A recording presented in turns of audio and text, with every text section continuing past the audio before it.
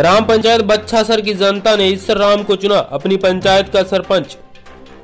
बीकानेर पंचायत समिति की ग्राम पंचायत बच्छासर की जनता ने अपनी पंचायत में विकास के मुद्दे को लेकर अपनी पंचायत के सरपंच के रूप में ईश्वर राम को चुना है।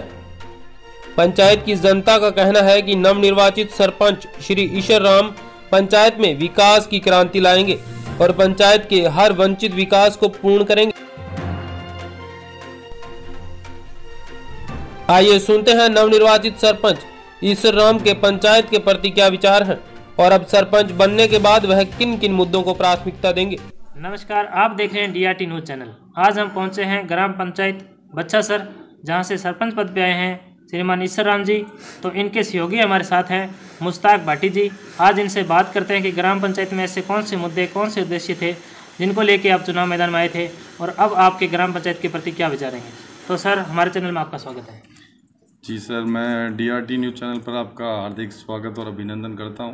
मेरे ग्राम पंचायत बच्छासर की तरफ से जो 2020 का सरपंच चुनाव हमने जो लड़ा, वो उनके जो प्रमुख मुद्दे हैं मैं आपको विस्तार से बताता हूं कि इस गांव के अंदर पेयजल की बहुत भयंकर समस्या है और पिछले 5-6 सालों से स्वच्छता के ऊपर जो कार्य बिल्कुल भी नहीं किया गया, तो उसको लेके और जो गांव के अंदर जो लाइट की व्यवस्था है, यानी पर पोल पर लाइट लगवाना और गांव के अंदर ये मान लो ट्यूबवेल तो लगाना ही लगाना, तो और हमारे गांव के अंदर पशु चिकित्सालय नहीं है, उसके लिए हमने संघर्ष किया और संघर्ष कर भी रहे हैं। और अपने क्या कहते हैं 12वीं तक स्कूल, जो गवर्नमेंट की जो पॉलिसी है भी पंचायत हेडक्वार्टर पर उच्च माध्यमिक विद्यालय होना चाहिए, तो वो हमारे अब पंचायत हेडक्वार्टर बन गया हमारी ग्राम पंचायत, तो वो भी उम्मीद है कि सरकार उसको बनाएगी 10वीं को 12वीं तक। तो हमारा प्रमुख मुद्दा था ये जो मैंने आपको बताए हैं, ये मुद्दे थे। इस मुद्दों पे हमने चुनाव लड़ा और जनता ने हमारा अच्छा सहयोग किया और हमारे जो सरपंच प्रत्याशी ईश्वर राम जी मेघवाल थे, उनको जनता ने भारी बहुमत से हमें जिता के और ये जिम्मेवारी जो सौंपी है उसको हम बखूबी जनता की आशा और विश्वास पर पूरे खरा उतरने की कोशिश करेंगे और जनता को अच्छे विकास की ओर और ग्राम पंचायत को विकास की ओर हम ले जाएंगे। बहुत अच्छी बात है सर, क्योंकि हमने भी देखा है कि आपने जो सफाई अभियान है ये भी इसे चालू कर दिया है।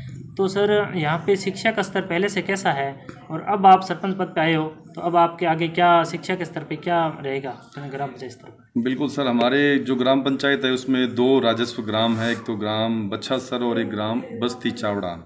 बस्ती चावड़ान में जो हमारा जो मुद्दा है शिक्षा के प्रति, उसको वहाँ पे 5वीं तक स्कूल है, उसको हम बढ़ा के और 8वीं तक करने के लिए हमने परसों ही जो 20 तारीख की पाक्षिक बैठक हमारी जो होती है उस पर हमने उसको लिया प्रस्ताव और गवर्नमेंट को हमने भेजा है प्रस्ताव।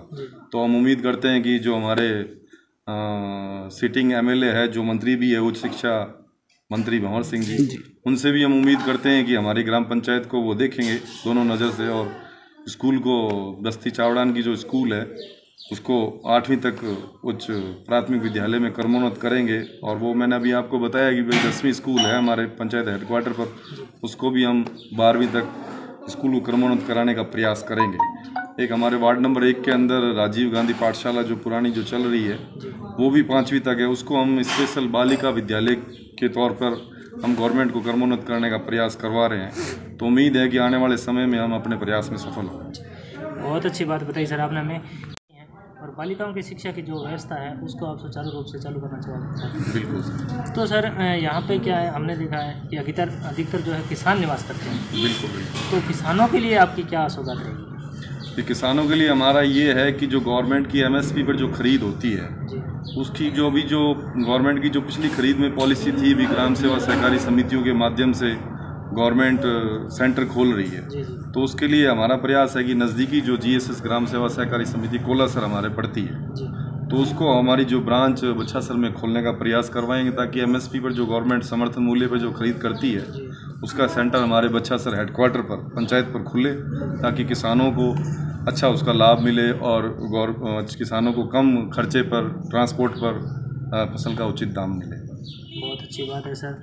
तो सर, हमने देखा था कि चुनाव में आपके साथ में किसानों ने, युवाओं ने, सब ने बढ़ चढ़ के भाग लिया था और आप भी एक युवा नेता हैं, तो युवा होने के नाते युवाओं के लिए आपके क्या विचार हैं ग्राम पंचायत स्तर पे? ग्राम पंचायत स्तर पर हमारे युवाओं के प्रति जो हमें समर्थन मिला उसका हमें पूरा नॉलेज और ज्ञान है, ताकि उनको भी आने वाले फ्यूचर के अंदर, एक तो हमारे यहाँ खेल ग्राउंड नहीं है, जो बच्चों के लिए खेलने के लिए जो ग्राउंड है उसको हम प्राथमिकता के तौर पर उसको प्रयास करेंगे कि हमारे पंचायत स्तर पर एक अच्छा खेल ग्राउंड हो, और जो एक लाइब्रेरी वगैरह है, पुस्तकालय, उसकी भी स्थापना करने का हम प्रयास करेंगे आने वाले समय में। तो हमारा उम्मीद है कि हम युवाओं को, बुज़ुर्गों को, बच्चों को, महिलाओं को, सभी को साथ लेके, और ये जो 4.5-5 साल का समय जो हमें जनता ने दिया है, ग्राम पंचायत बच्छासर की जनता ने, उसको हम साथ में लेके चल के अच्छा विकास और अच्छा काम करेंगे। सर, एक हमने देखा है कि ग्रामीण परिवेश में जो युवा है वो नशे की तरफ अग्रसर होता जा रहा है, और इससे क्या जनरेशन में थोड़ा बदलाव भी आ रहा है। तो सर, आप नशे के खिलाफ क्या कदम उठाओगे?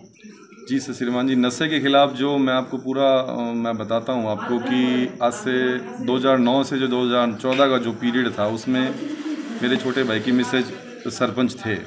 उस समय हमारे यहाँ एक दारू का ठेका था, तो उसको हमने यहाँ से हटवाने के लिए एसपी, आबकारी अधिकारी के जो एसपी होते हैं, उनको काफ़ी बार ज्ञापन दिया, और अंत में वो यहाँ से मतलब क्या कि यहाँ से फ्री हो गया, उसको उठा दिया हमेशा के लिए हमने। तो अभी भी हमारा ये प्रयास है कि गांव के अंदर जो युवाओं का रुझान है उसकी तरफ से हटकर और अच्छे सोच की तरफ और अच्छे विकास की तरफ उनको लेके आएँ, और जो गांव के अंदर नशे की जो हालत में अभी जो बच्चे हैं उनको हम वहाँ से छुड़ा कर अच्छे सोच की हम तरफ लेके जाएंगे।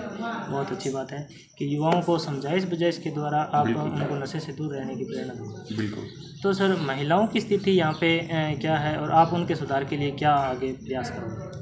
जी श्रीमान जी, महिलाओं की एक्चुअल में देखो ग्रामीण परिवेश है, तो थोड़ा बहुत तो देखो ऐसा है कि ग्रामीण परिवेश का असर तो रहेगा, लेकिन उसके बावजूद भी हम महिलाओं के लिए जो आंगनबाड़ी है, उप स्वास्थ्य केंद्र है, और बालिका विद्यालय की मैंने आपको भी बात बोली कि भी बालिका विद्यालय हम खुलवाने का प्रयास करेंगे, और सरकार से प्रस्ताव बना के भी दिया है। और इसके अलावा भी कहीं भी जहाँ भी हमें मौका मिलेगा महिलाओं के उत्थान का या विकास का, उनको आगे ले जाने का, वो मौका हम आपसे नहीं जाने देंगे। बहुत अच्छी बात है। तो सर, हमने अधिकतर देखा है जैसे ग्राम पंचायत स्तर की जहाँ बात आती है, तो जो केंद्र सरकार की योजना हो चाहे राज्य सरकार की योजना हो, जैसे आप ये अपने प्रधानमंत्री आवास योजना ले लो, तो कहीं ना कहीं गरीब परिवारों तक ये नहीं पहुंच पाती, कहीं ना कहीं जैसे भ्रष्टाचार है या कहीं देखा जाता है। तो आपके क्या भ्रष्टाचार के खिलाफ क्या कदम रहेंगे? जी श्रीमान जी, मैं जो पिछली बार तो हमारे घर से जो सरपंच प्रतिनिधि से उनकी उस समय जो हमारा जो था उसमें 450 इंदिरा आवास हमने उस समय पंचायत में, उस समय इंदिरा आवास योजना थी, ये प्रधानमंत्री आवास योजना तो अभी पिछले कुछ समय में लागू हुई है। तो उस समय हमने 450 इंदिरा आवास गाँव के अंदर बिना कोई भ्रष्टाचार, बिना कोई सिफारिश, घर घर जाके आवेदन लेके और फॉर्मेलिटीज़ पूरी करके उनको लाभ दिलवाया था ग्रामवासियों को। और अभी भी जो जस्ट पीछे गवर्नमेंट की पॉलिसी आई थी भी, आप फॉर्म भरवाइए ग्रामीण इसमें प्रधानमंत्री आवास योजना के अंदर चयनित होने के लिए, तो उसमें हमने अपने स्कूल में जो माध्यमिक विद्यालय है उसमें हमने शिविर लगा के और फॉर्म भरवाए थे। तकरीबन 350-400 फॉर्म हमने भरवाए थे, जो उसके लिए उच्च क्या कहते हैं उसको, ग्रामवासी जो उसमें सेलेक्ट होने हैं, उसके लिए हमने प्रयास किया और आगे भी प्रयास हम करते रहेंगे। बहुत अच्छी बात है सर। तो सर, आप अपनी ग्राम पंचायत की जनता को क्या संदेश देना चाहते हैं? मैं ग्राम पंचायत की जनता को यही संदेश देना चाहूँगा कि किसी के भी बहकावे में नहीं आए, और अगर कोई भी ग्राम पंचायत बच्छासर से सरपंच प्रतिनिधि से, सरपंच से आपको काम हो तो डायरेक्ट आप मिलें।